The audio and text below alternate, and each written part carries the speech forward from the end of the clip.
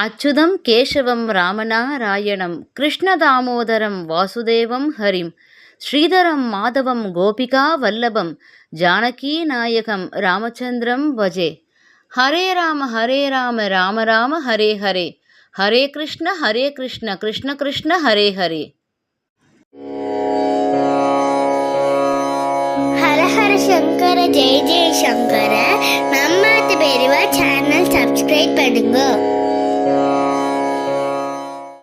இப்போ கிருஷ்ணன் திருவடிகளை வணங்கி இன்னைக்கு பதிவை ஆரம்பிக்க போகிறேன்.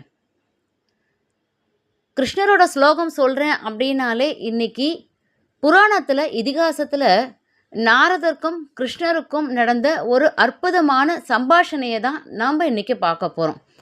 இது நம்ம எல்லாருக்கும் ஏற்கனவே நன்னா பரிச்சயமான ஒரு புராண வரலாறு தான். ஆனால் இப்போ இருக்கிற குழந்தைகளுக்கு கதை கேட்குறதுனா ரொம்ப பிடிக்கும். அதனால் ஆற்றுல இருக்கிற குட்டி குழந்தைகளுக்காக இந்த கதையை இன்றைக்கி நான் சொல்ல போகிறேன். நாரதரை பற்றி எல்லாருக்குமே தெரியும். நாரதர் கலகம் நன்மையில் தான் முடியும் அப்படின்னே எப்போவுமே சொல்லுவோம். நாரதருக்கு ஒரு சந்தேகம் வந்துடுது. என்ன சந்தேகம்?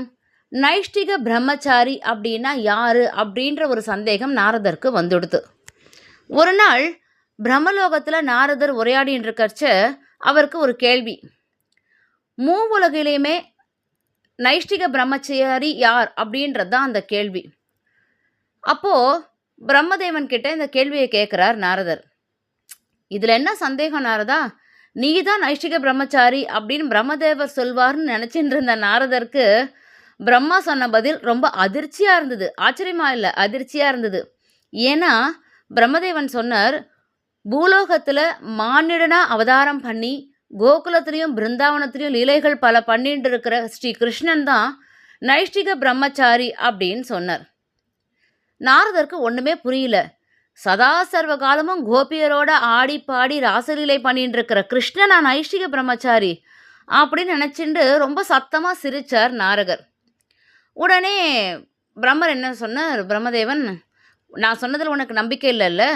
சந்தேகம் அப்படின்னா எதுவுமே சாப்பிடாம நித்தியம் உபவாசம் இருக்கார்பார் மிகப்பெரிய தபஸ்வியான துர்வாசர், அவரை போய் கேட்டுப்பார் அப்படின்னு அடுத்த ஒரு ட்விஸ்ட்டை சொன்னார் பிரம்மதேவன். அப்போ தான் துர்வாசர்கிட்ட கேட்டால் தான் இதுக்கான காரணம் என்னன்னு புரியும் அப்படின்னு சொன்னார். நாரதருக்கு இன்னும் சிரிப்பு ஜாஸ்தி ஆயிடுது. துர்வாச முனிவர் பசியே பொறுக்க மாட்டார். ஒரு நாளைக்கு பல வேளைகள் சாப்பிடுவார். அளவுக்கு மீறி சாப்பிட்றதுனால கோபம் ஜாஸ்தியாக வந்து எல்லாருக்கும் சாபம் கொடுக்குறார். நீங்கள் என்ன அவரை போய் என்னமோ நித்தியம் உபவாசம் இருக்கார், விரதம் இருக்கார் அப்படின்னு சொல்கிறீங்களே, இது முன்னாடி நீங்கள் சொன்ன கிருஷ்ணர் பிரம்மச்சாரின்றத விட இது இன்னும் மோசமாக இருக்குது, ரொம்ப வேடிக்கையாக இருக்குது அப்படின்னு சொன்னார் நாரதர். உடனே பிரம்மர் என்ன பண்ணார்? பிரம்மதேவன், நாரதா, சதாசர்வ காலமாக நாராயண நாமத்தை சொல்லிண்டு திருமணமே பண்ணிக்காமல் தபஸ்வியாக இருக்கிற உன்ன மாதிரி இருக்கிறவா தான் நைஷ்டிக பிரம்மச்சாரி அப்படின்னு நீ நினச்சின்னு இருக்க. சாப்பாடும் நீரும், அதாவது உணவும் நீரும் துறந்து புற்று வளரும் வரை தவத்தில் இருக்கிற முனிவர்கள் தான் உபவாசிகள் அப்படின்னும் நீ நினைக்கிற. ஆனால் அது கிடையாது நாரதா, அந்த மாதிரி கிடையாது. உண்மை என்னன்னு தெரிஞ்சுக்கணுன்னா நீ பூலோகத்துக்கு போ. நீ போய் துர்வாச முனிவரை பாரு. நித்திய உபவாசி யாரு அப்படின்றத போய் ஸ்ரீ கிருஷ்ணர்கிட்ட கேளு. துர்வாச முனிவர்கிட்ட போய் நைஷ்டிக பிரம்மச்சாரி யாருன்னு கேளு. இந்த 2 கேள்விக்கும் பதில் அவளே சொல்லுவா அப்படின்னு சொல்லி நாரதரை பூலோகத்துக்கு அனுப்பி வச்சுட்டார் பிரம்மதேவன். அதே மாதிரி நாரதர் கிளம்பி கீழே வந்தார், பூலோகத்துக்கு வந்தார். வந்ததுக்கப்புறம் கிருஷ்ணரை பார்க்கணும் அப்படின்னு சொல்லிட்டு கோகுலத்துக்கு போகிறார் நாரதர்.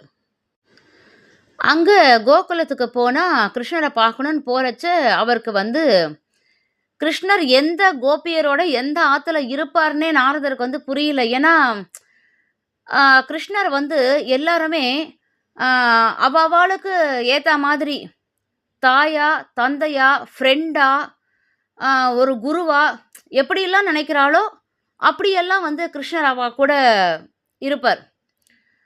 பசுக்களை மேய்ச்சிண்டு எல்லாருக்கும் ஒரு பந்துவாக இருந்துண்டு குழலூதிண்டு ஆடிப்பாடி இப்படிலாம் இருக்கிற கிருஷ்ணரை பார்க்கணும். ஆனால் அவர் எங்கே இருக்காருன்னு எப்படி தேடிட்டு போகிறது நாரதருக்கு ஒரே சந்தேகமாக இருந்தது. சரி, இவரை தேடி தேடி எந்த இடத்துல போய் கண்டுபிடிக்கிறதுன்றத விட அவரே வரட்டும் அப்படின்னு சொல்லி இவருக்கு ரொம்ப களைப்பாக எடுத்து நாரதர் என்ன பண்ணார்? போய் ஒரு மரத்தடியில் பேசாமல் உட்காந்துட்டார். நம்ம இங்க வந்திருக்கிறது கிருஷ்ணருக்கு என்ன தெரியாமையா போறது? தானே வருவார் நம்மள பார்க்கறதுக்கு அப்படின்னு நாரதர் வந்து ஒரு மரத்தடியில உட்காந்துருக்காருச்ச, அவர் கண் முன்னாடி கிருஷ்ணர் வந்துட்டார்.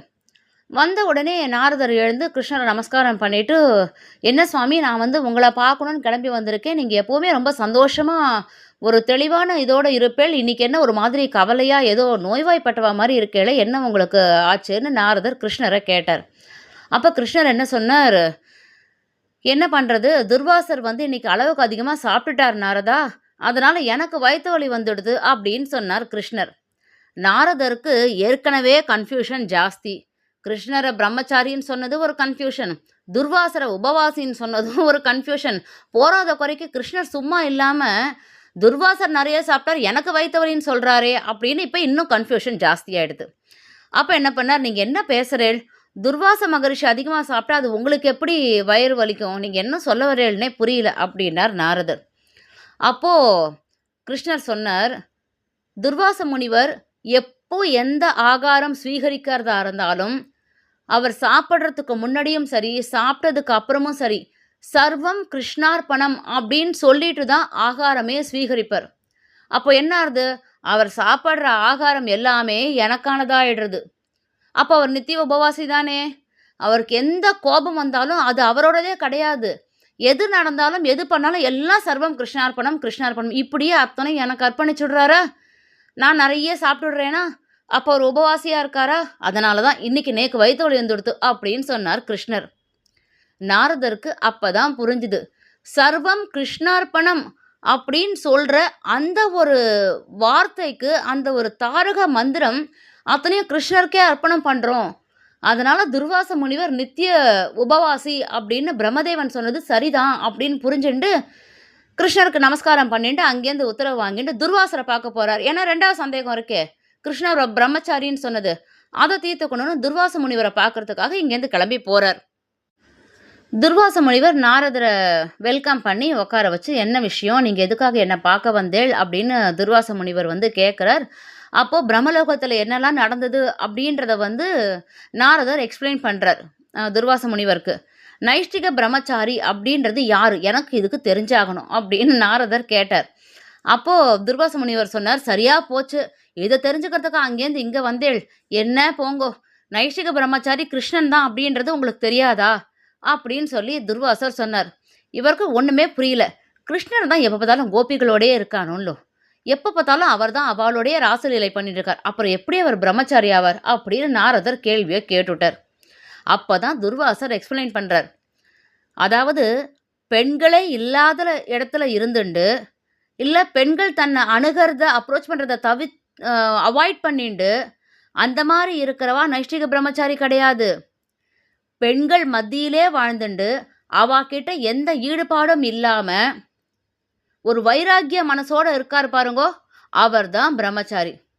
10,000 கோபியரோட ஆடிப்பாடி ராசலீலை கிருஷ்ணர் பண்ணாலும், யார்கிட்டயுமே அவருக்கு பற்றே கிடையாது. கிருஷ்ணர் வந்து பரபிரம்மம். தாமரை இலை தண்ணீர் மாதிரி தான் எல்லார் கூடயுமே இருக்கார். தாமரை இலையில தண்ணீர் ஒட்டவே ஒட்டாது. அதே மாதிரி தான் அவரும். அவர் கண்ணுக்கு ஆயர்பாடியில இருக்கிற பசுவும் ஒண்ணுதான், கூட இருக்கிற கோபியர் பெண்ணும் ஒண்ணுதான். 2மே ஒரே மாதிரி தான். எந்த வித்தியாசமும் அவருக்கு வந்து கிடையாது. கிருஷ்ணரோட அன்புக்கும் அருளுக்கும் ஆண் பெண் அப்படின்ற பேதம்லாம் எதுவுமே கிடையாது நாரதா.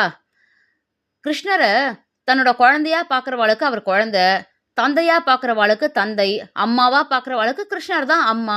ஃப்ரெண்டா பார்க்கலாம், குருவா பார்க்கலாம், தெய்வமா பார்க்கலாம். யார் யார் எப்படியெல்லாம் பாவிக்கிறாளோ அப்படியெல்லாம் தரிசனம் கொடுக்கறதா கண்ணனுடைய வேலை. அவ மகிழ்ச்சிக்காக கண்ணன் தன்னை அப்படியெல்லாம் பாவிச்சு அந்த மாதிரியெல்லாம் தரிசனம் கொடுக்குறான். அப்போ உண்மையாலுமே நைஷ்டிக பிரம்மச்சாரி யாரு?